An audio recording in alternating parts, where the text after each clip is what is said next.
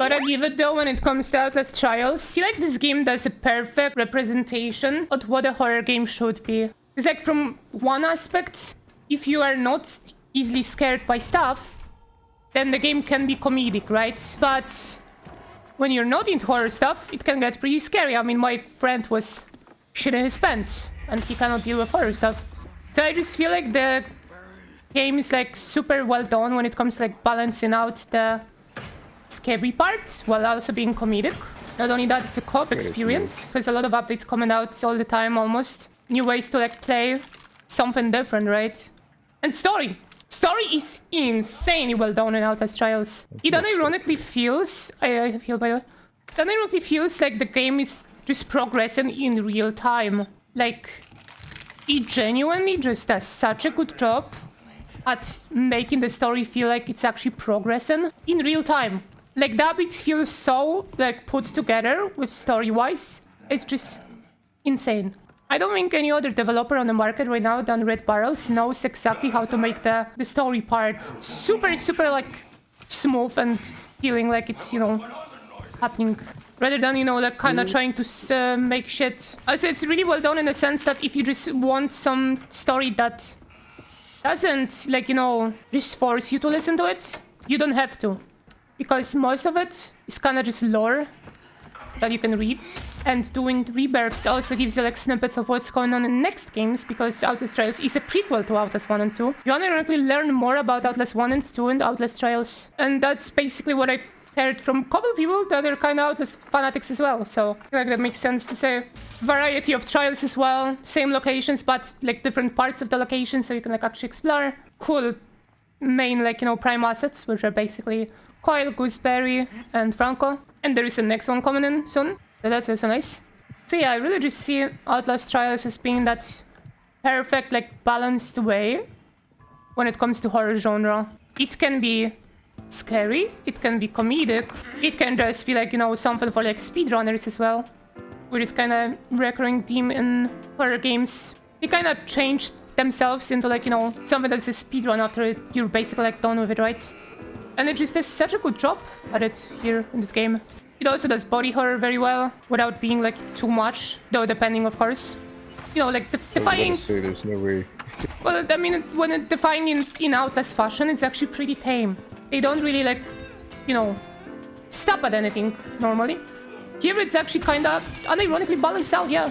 Still, of course, very gory, right? Like, that's kind of the main premise of Outlast. It's not supposed to be like a full-on scary game. It's mainly supposed to be a deranged game, something like that, rather than, you know, scary. It's kind of taking a theme of, well, MK Ultra and such like that, and creates a reality where they are actually what people were kind of saying it they are, which obviously never were.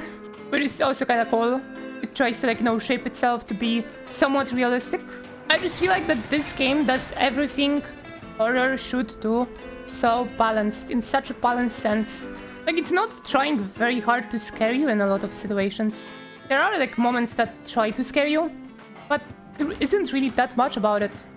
Also, the kind of, like, you know, Easterman trying to showcase the real values in this kind of, like, you know, psychotic way.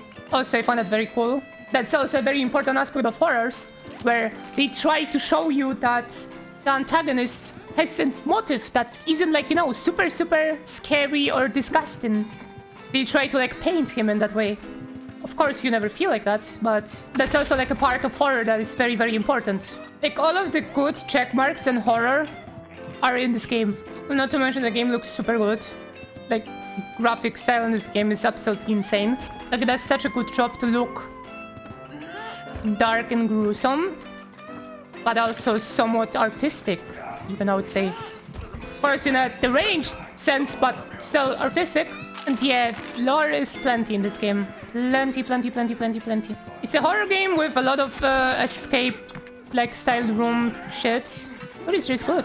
I just feel like a lot of horror fans or Outlast fans don't give this game a definitive try that this game deserves. Because I know a lot of people don't like it, but I just feel like they don't really give it as much try as they're supposed to.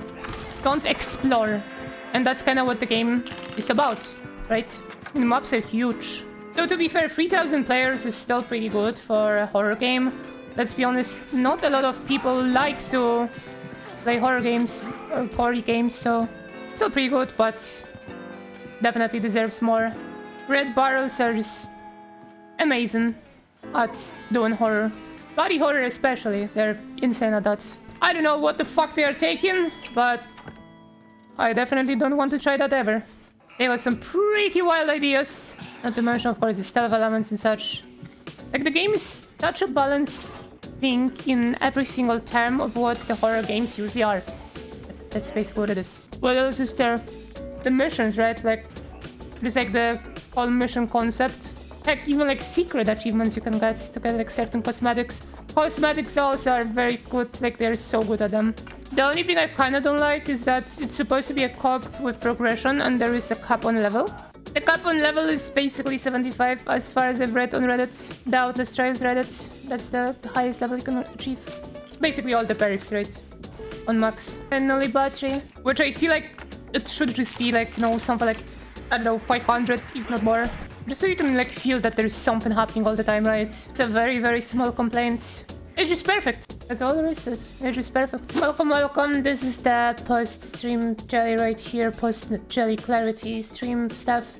I just wanted to add a couple more things about what I was talking about on this video, about how Outlast Trials is kind of perfect balance between all of the elements of horror. This is kind of what it is. Obviously, I already kind of said everything else, but one of the most important factors is the co-op element, I feel. Co-op element just makes the horror genre thrive. It just makes it so much better in so many ways. Not to mention that you can, of course, customize your room, which, as you can see right here, you get stuff like events that give you certain things as well. So you can, like, you know, customize how this place looks. There's a new event with Emilia that is basically about some of the rejects that escaped the facility. She appears in the missions. You can have her like hijack certain parts of the mission, and one of those like cosmetics you can get from the event gives you an ironical minimaps around your room of the places that you can go to, which is basically the main trials. Courthouse right here. There we have also courthouse, orphanage, port, police station. It's just so cool. So many ways that the lore gets in the way of the entirety of this like place. Even just looking around like the lobby, you can find so many lore snippets. For example, up here, if you just go, there is our Mr. Doctor from Outlast 1 that was behind that main, you know, main antagonist that kills the Mr. Piggy in the Outlast 1. And yeah, like, just so many cool ways. This is a prequel after all, so Rebirth also has a lot of cutscenes that kind of mention that stuff. Just so many things. And they're constantly just making this better and better, just adding more and more. Here's the lore for you.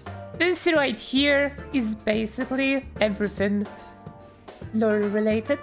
You can read those about certain antagonists. You have Coil Hero Gooseberry, Easterman about like brainwashing. There's just so much you can read on if you just wanna get into this. Not to mention there's Outlast comic, of course, as well. Like, Red Barrels is just so good at making put well together story. Have you ever seen an other game with a prequel in mind?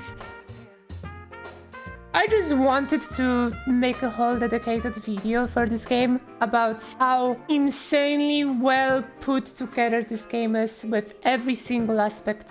I feel like it deserves more recognition for like horror fans basically. Thanks for watching the video. Subscribe to YouTube, join Discord, follow Twitter. See you another time. I stream every day on YouTube, live chats, I play games, we chat, we talk. That's kind of what was the first part of the video. We kind of just, you know, like talk about certain stuff. That was basically the topic. And that's basically how my streams usually go. I just yap. And yeah, thanks patrons, thanks members, thanks everyone who supports me in any form. And I'll see you in another one. Bye bye, stay awesome, stay cool, take care, remember that you matter. And that's it. Bye bye.